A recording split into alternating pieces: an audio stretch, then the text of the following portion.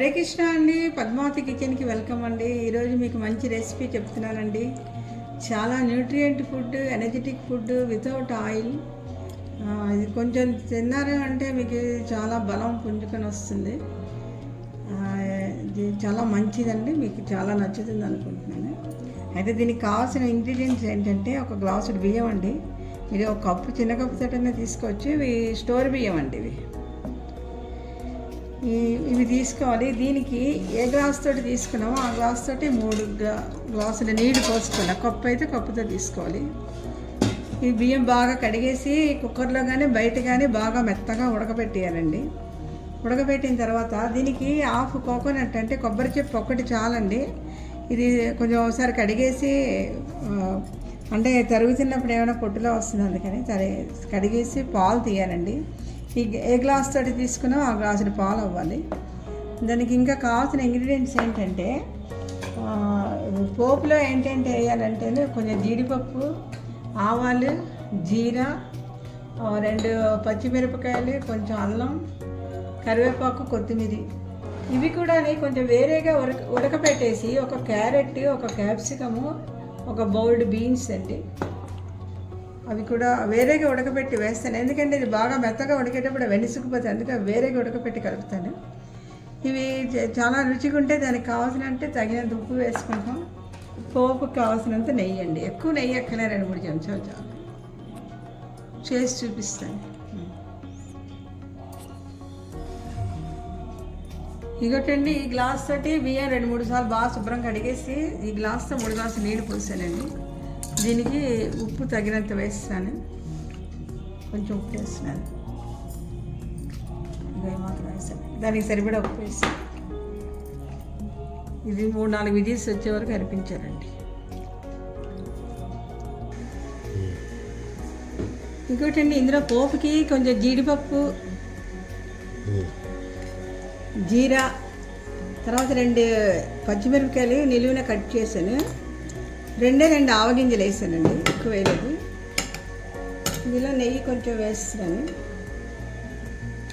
అల్లం కూడా కొంచెం కోరిసి వేసాను.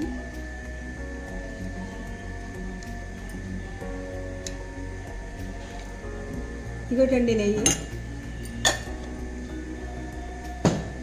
ఇది పోపు వేసి కలిపిస్తాం.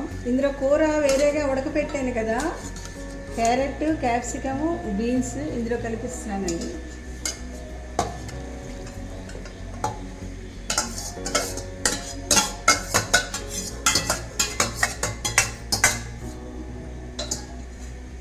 కలిపించిన తర్వాత ఈ కొబ్బరి ఆవు కోకోనట్ పీస్ తీసాను కదా, కొబ్బరి చిప్ప పాలుగా గ్లాసులు ఇందులో కలిపిస్తున్నాను.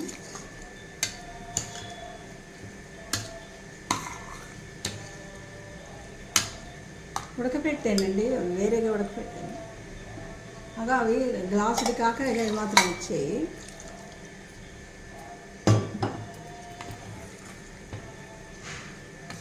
ఉప్పు ముందరే వేసేసుకున్నాను నేను.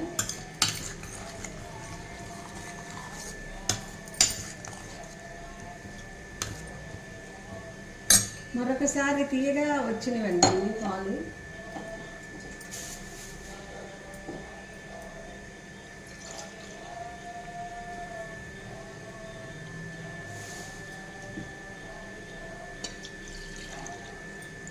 ఈ కన్సిస్టెన్సీ చూసుకొని, అంటే పలచగా ఉంటే బాగుంటుంది.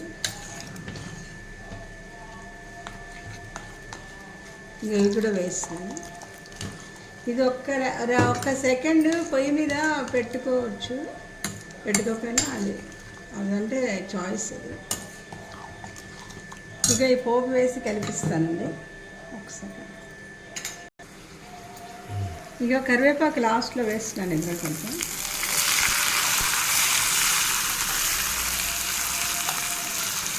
ఇంకోటండి, పోపు ఇందులో కలిపిస్తాను.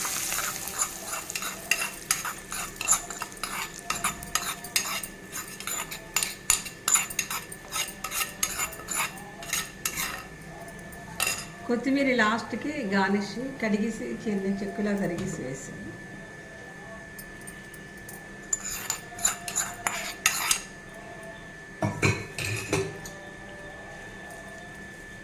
ఇదిగోటండి మంచి energetic the healthiest food without oil, చాలా న్యూట్రియంట్ ఫుడ్స్. మీరు కూడా ట్రై చేయండి. యాక్చువల్గా ఏకాదశి మొన్నాడు ఇవి తినొచ్చు. ఏకాదశి నాడు కూడా మన సామలతో ట్రై చేయొచ్చు. అది కూడా ఒకసారి మీకు చేసి చూపిస్తాను సాత్విక భోజనం. హరే కృష్ణ అండి. గుమగుమలాడుతూ రెడీ.